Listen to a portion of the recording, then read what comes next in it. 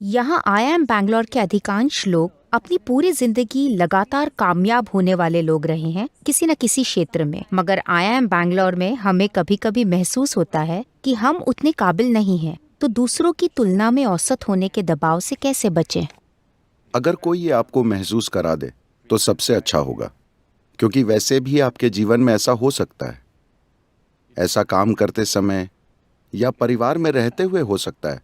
कोई आपसे कहेगा कि आप उतने अच्छे नहीं हैं। वो आपको बताएं या ना बताएं, आपको समझना चाहिए कि हम में से कोई भी कभी काफी अच्छा नहीं होता। अगर दुनिया में आपके इरादे बहुत बड़े हैं तो आप कभी You are never really good enough. वाकई काफी अच्छे नहीं होते। लोग मुझसे कहते रहते हैं, सदगुरु आपने इतनी सारी चीजें की हैं, ये प्रोजेक्ट वो प्रोजेक्ट। मैं आपको अपना प्रोजेक्ट बताता हूँ, क्योंकि परसों ही मैं चामुंडी हिल पर था। 37 साल पहले ऐसा हुआ था। मैं चामुंडी पहाड़ी पर गया और वहां बैठा। बिना किसी वजह के मैं परमानंद से भर गया। मेरे शरीर की हर कोशिका में विस्फोट होने लगा।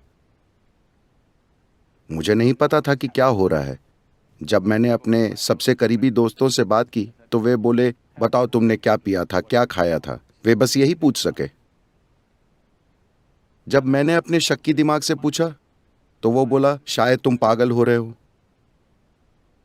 मगर मैं जानता था कि मुझे सोने की खान मिल गई है। बिना किसी वजह के मेरे अंदर कुछ जबरदस्त हो रहा है। अगर मैं ऐसे बैठा हूं तो मैं इतना आनंदित हो जाता हूं कि जो मुझे 2 मिनट लगते हैं वो 7-8 घंटों में बदल जाते हैं।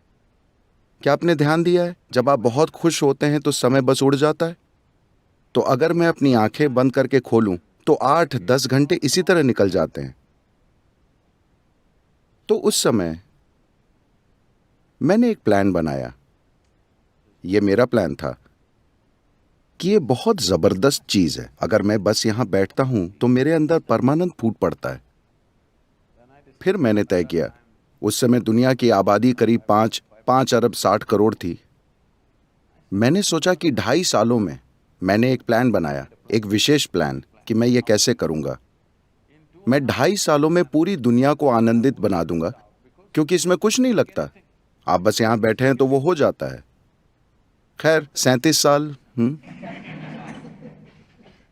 खैर, हमने शायद दुनिया में 50-60 करोड़ लोगों को स्पर्श किया है।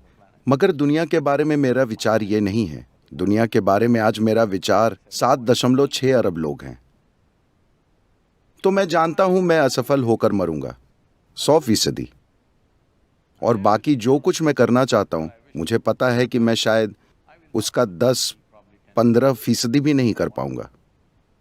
मगर मैं आनंदित होकर मरूंगा, क्योंकि मैं आनंद में जी रहा हूं और मैं आनंद में मरूंगा।